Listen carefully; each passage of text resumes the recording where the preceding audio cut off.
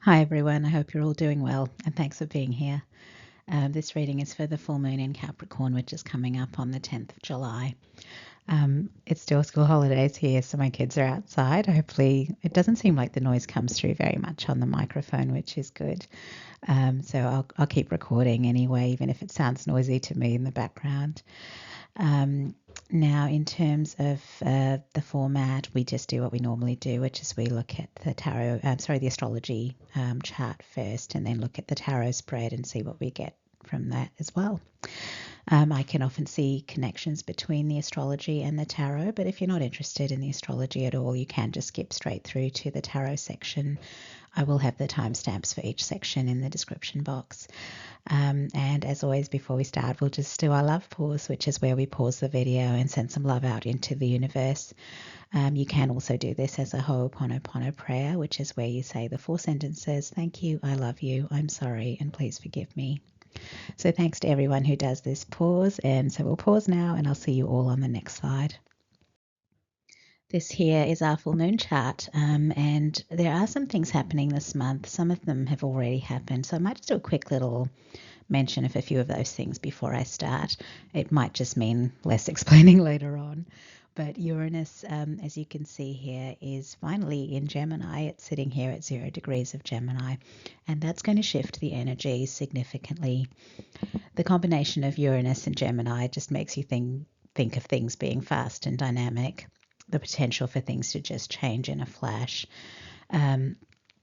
Uranus in Taurus was almost like 2 opposing energies, wasn't it? Because Uranus is so active and dynamic and cosmic, and Taurus was a fixed earth sign, making it, something that really didn't want to move and was very much about the physical experience of life.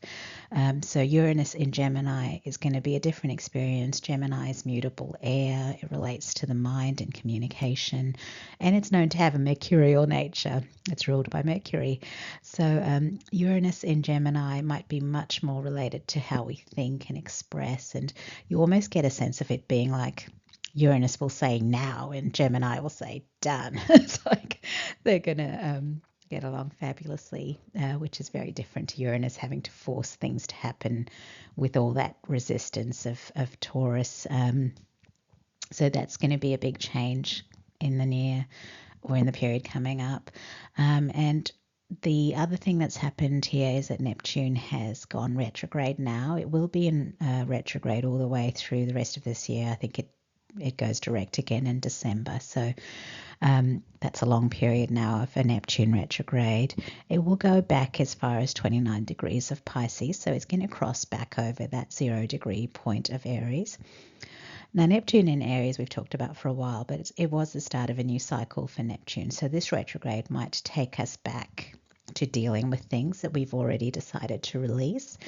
And so it could be a little bit uncomfortable. Perhaps there are things that will become clearer to us in relation to the past. And that will make it easier, obviously, to have closure and move forward into the new cycle that we have started. And maybe if there were things that we didn't fully release previously, this will be where those endings actually happen. And the other thing I want to say is there's, a couple more important retrogrades coming up. Saturn and Mercury will also be going retrograde this month.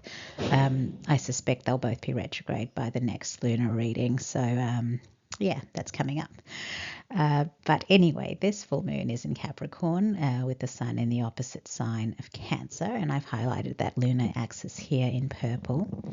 So this Cancer-Capricorn axis is quite an important one. It's sort of like the summer-winter axis, regardless of where you live, and it's like the mother-father axis. It's the home-career axis versus the... so because obviously the 4th house relates to house and home, family, background, and the 10th house relates to what we accomplish in life or what we become known for, our vocation, our career, things like that. So these are significant houses when you think about it in terms of our day-to-day existence. I mean, we spend a lot of our time at work and a lot of our time at home. So big access.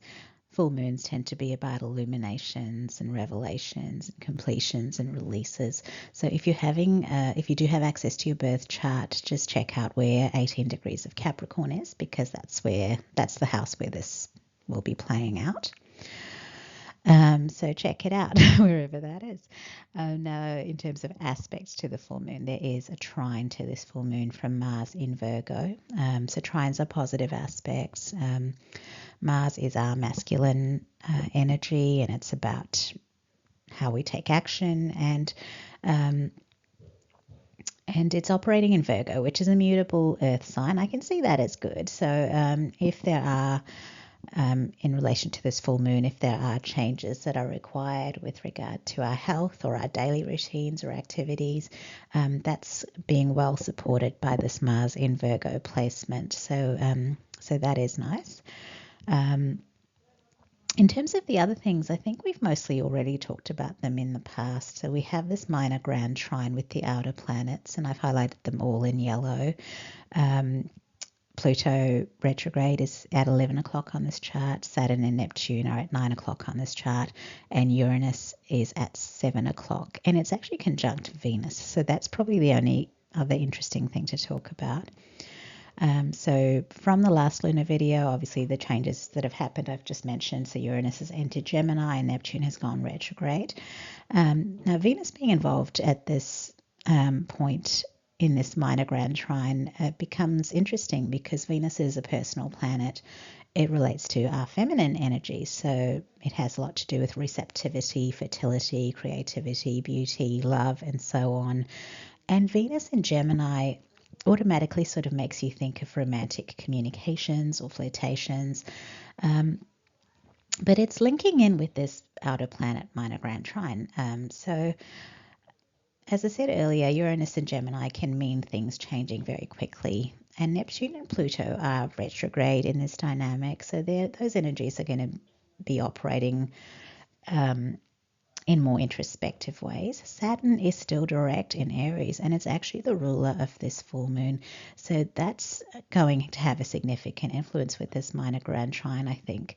And obviously it's stronger because it is conjunct Neptune as well. So I feel like Saturn is important, and it's probably going to be a grounding influence here because Saturn obviously isn't a planet that's fluffy and lighthearted in terms of how it affects us.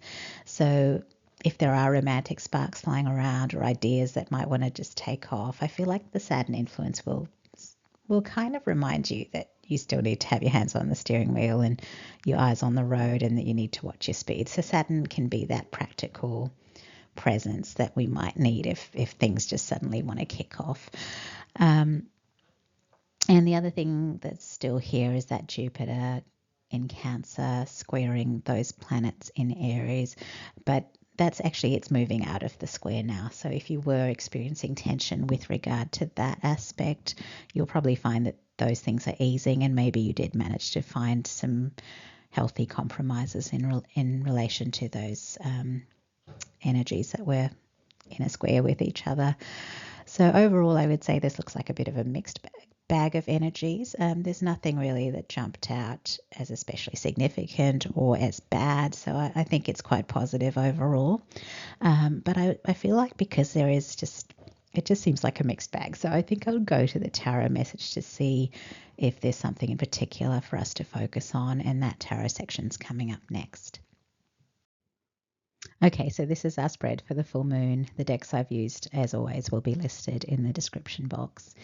So let's see what we've got. The card at the bottom of the deck is the Hermit card, which is Virgo energy. Now, this is someone who has retreated from the world in order to do some introspection and for some peace and healing. The card immediately behind this at the bottom of the deck was the World card. So we've got two major arcana cards.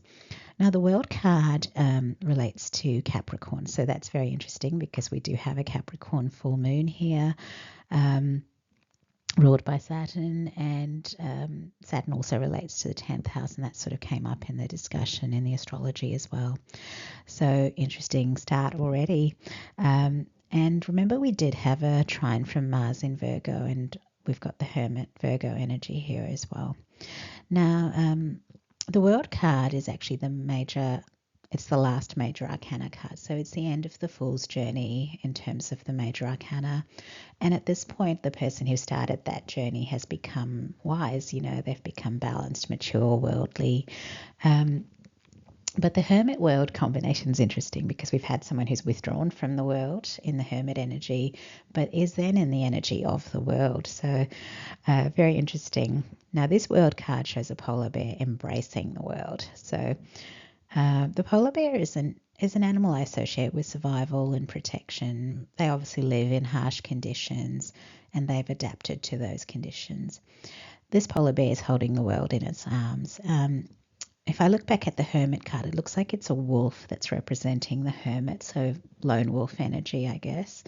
But with this wolf polar bear combination, I feel like we're talking about someone who is, fairly tough. They're tough enough to take care of themselves. They don't really need anyone else. But with that polar bear embracing the world, maybe they also feel like the world needs care and protection, and maybe they see it as something they can help with or something they can do. Like I said, we did have 10th house energies with this card, so maybe this is someone who feels like they have some kind of life purpose where they have to serve the planet in some way. So maybe this is someone with a North Node in Capricorn or a 10th house North Node. So it could be something like that. Now, I've also, looking at that Hermit card, the wolf has actually stepped out of the cave. So maybe this person has come out of that hermit phase. Maybe they're ready to rejoin the world now. Now, in the past, they were in the past position card is a 10 of Wands. So they were in 10 of Wands energy. And in this image, it looks like it's a donkey. So that's something we would consider a beast of burden, right? So this person was carrying a heavy load. But this donkey in this image has actually detached itself from its burdens and it's traveling alone on this path. So that maybe that heavily burdened time was the phase that preceded the hermit phase before this donkey went off to be alone. So this is someone who released their burdens and then they had to kind of go away and figure things out for themselves. They had to heal, rest, recover, all of that. Of note in this image, there's a prominent sort of wing above that we can see above this donkey. So it's almost like there was someone who observed this person in this process where they released their burdens. So there's some sort of, I feel like there's an observer, someone who had like a bird's eye view of this person's experience. They watched them struggle with their burdens and then they saw them release those burdens. They saw them go off to heal and recover. So they've basically observed this whole thing unfolding. And I guess before I move on, the other interesting thing about the donkey is it's actually a tame animal, isn't it? It's a domesticated animal, whereas the wolf and polar bear are very much wild animals that know how to survive on their own. So I'm going to say that not only did this person release their burdens, they, as part of their experience where they've gone off on their own, they've had to learn to survive on their own. They've had to learn to trust themselves and step into their own power, to fight battles on their own, to get their own food, all that sort of thing that you'd associate with a wild animal. So they've had to discover their strength. So they've definitely had a big journey, this person. The card in the present position seems to connect with the card in the past position because of that wing that we saw on that previous card. So that wing was suggesting that someone was watching from a distance. The card in the present position, we see a bird that's, I don't know, it's like a hawk or something, but it's just swooping down towards something. And this is the Knight of Swords card in this deck. So it's about someone taking fast action towards something. So someone who's received an insight or clarity about something and they've just realised that it's time for them to act and they've just gone for it. So the Knight of Swords, this is air sign energy, and I do tend to associate this card with Gemini. So that's really interesting with Uranus entering Gemini in the astrology. So I do feel like this is someone who's watched this person for a long time, watched as they remained in her hermit phase.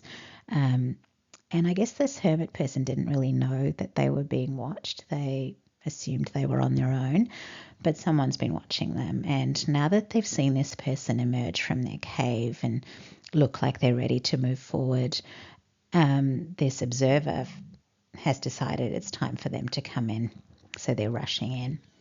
And maybe when they were observing this person, they could understand this person's energy, and they knew that it would not have been a good idea to approach them at that time while they were still resting and recovering and healing. So they've been watching and waiting for this person to re-emerge into the world and become more receptive to company. And I guess that they've sensed that this is happening now. In the astrology, I mentioned Venus in Gemini as potentially being a romantic communication, and we have this oracle card that really looks very romantic. It's titled Man Holding a Heart. So maybe that's this person who's been watching and waiting for the right time. They are rushing in to express their feelings, it looks like, and it definitely looks romantic, as I said. I guess it could also be read as potentially a masculine energy who is a heart-based person who's coming in to express affection or admiration, but overwhelmingly it does look romantic to me. Now, the Knight of Swords was air sign energy, but normally this particular oracle card would make me think of water sign energy. And when you look at this image, it actually has this person sitting under a tree, which also has an earthy feel to it. I guess there could be some combination of the three elements there, but maybe they're just quite a grounded person, and I'm feeling like that's probably the case. They have behaved like a grounded person. They've been quite patient as they've watched this other person, so they're definitely not a flighty Knight of Swords type. They certainly will act quickly when they're guided to, but they can obviously still sit and wait if it's not the right time. I am getting that this is someone who just trusts their instincts, and they can read people pretty well, and they trust their instincts. There's an oracle card here called Electricity, and it looks like someone's heart has been zapped. So this might be that love strikes very suddenly. I'm reminded of a reading I did a while ago that was about love striking like a thunderbolt or a lightning bolt, and there was an Italian expression for it that related to love at first sight, and I had to go Google it because I'd forgotten the Italian phrase, and it's colpo di fulmine. Again, I've probably mispronounced it again, just like I did in the other reading, but I'm reminded very strongly of that reading. So it seems like this meeting is going to be electric. So this Knight of Swords comes in, and there's just this immediate spark. Definitely makes me think of that Uranus and Gemini energy where things will happen suddenly and unexpectedly. So I do feel like maybe these two individuals haven't met before, even though one of them's been observing the other for a while. Now, that other reading I did, I think I felt it was about past life soulmates meeting and feeling an instant connection, and it's because they have this past life connection. I do feel like this reading and that reading are linking up quite strongly. Now, the two oracle cards I've mentioned are both, I think they're number 9 cards. One's a 45 and one's a 36. And the Hermit is also a number 9 card. So obviously 9 is important in terms of this reading. So 9 tends to refer to the end of a cycle. And we are seeing that like the 10 of Wands phase is over. The Hermit energy seems to be over. So the end of a cycle, and with Hermit and 10 of Wands, I'm going to say the end of a difficult cycle, but it all looks like it's all going to shift very quickly now. Love is showing out of the blue to zap this person in the chest. I am seeing that it's more than love, though, because of this last oracle card. It says trust and surrender. The woman in this image has surrendered. She's relaxing in this water. So I feel like she's accepted the fact that life has changed and she's decided to go with the flow. But the thing that stood out to me is that she's surrounded by koi, and that's a really auspicious symbol. So koi, the fish, are associated with luck, abundance, opportunities, wealth, and so on. And this is a number 19 card, this last oracle card, and that's the Sun card in tarot, which is obviously about happiness and joy. So it definitely looks like everything is changing for the better from this point. I don't know if this soulmate person will be bringing all these blessings in, like maybe they're very wealthy or very successful, or it might be that these two people coming together is a big deal, like there's some kind of divinely blessed power couple who are just going to attract in a lot of blessings, but it certainly looks like they're going to have an amazing future. But unfortunately, the card in the future position is actually the Five of Swords, and that's not a nice card. And when I first pulled it, obviously I don't interpret the cards when I'm pulling them, but I saw this Five of Swords and I decided I'd better get a clarifier card. But the thing is, I struggled to get a clarifier card. I tried one deck and got nothing, and then I tried a second deck and I was getting nothing, and I was just about to put the cards away, and this card fell out right at that last minute. So I was getting the sense that Spirit was almost telling me that I don't need a clarifier card. And I think that's right because I think I do understand what this is now. But the clarifier card is here. I did include it. So I'll talk you through that later. But this Five of Swords card, I feel, is about it's going to be other people who are going to make things unpleasant in the future. So it looks like everything is working out for this particular person, and other people are going to be, they're going to be salty, I guess, about that. Maybe there's competition in relation to this man with a heart, because I was getting a feeling like maybe he's quite wealthy and successful. Maybe he's someone that a lot of people would like to be in a relationship with. It could be something like that. Or maybe just this couple coming together is going to make other people jealous or bitter because there are all these blessings associated with all of that. So there might be people who try to interfere with the connection or who will try to mess things up. And this is just a reality of life. There are these low vibing people who will do their low vibing thing, unfortunately. If this reading is resonating for you, I guess Spirit wanted you to be warned that there could be some horrible stuff in the future. But I guess the warning was seen as necessary because it is coming up as the future card. So if good things are happening, just maybe try and keep it on the down low. Don't overshare about it until things kind of become solid, I guess. And if people, if you do share the news with people or they find out, just, watch their behavior, because I think people who genuinely love you are ultimately going to be happy for you. So they might be initially surprised, or they might have doubts or concerns, but they're going to always remain in that supportive energy. But the people who don't take it well, you might want to watch them, because they, especially if they're not recovering, like they don't take it well, and they don't come back to you and be okay. Like if they don't come back to you in an okay state later, then they're still holding on to that negativity. And these might be people that you will ultimately have to part ways with, because you start to see that they're really not on your side at all. Now that sort of energy has come up in other readings as well. Sometimes these readings all seem to link up, but getting back to these Five of Swords people, if you do decide to let them go, they're not going to like being dropped either. So, they'll probably end up bad mouthing you in all sorts of ways. But yeah, I guess do your best to not get too bothered by what these people do. You can't really change their nature. So it is what it is. I guess if good things are happening in your life, enjoy those things, because I can tell in this reading, if this is a reading that you're aligning with, then you've definitely been through the tough cycles where you struggled on your own with no one to lean on. So if the universe is making, it's like if the universe is making that up to you now, and realistically, these people probably watched from the sidelines while you went through all the shit, and and for them to be upset now that things are finally working out for you, I think that's really off, isn't it? Like, if these are people you thought of as friends, they're not your friends, because I think if friends had watched you struggle, they would be really happy for your luck to change, for things to change for the better. So people who aren't happy for you in that kind of context, they're really not friends. Now it's interesting that the word clarity is the most prominent word in this spread, and it's coming off that clarifier card.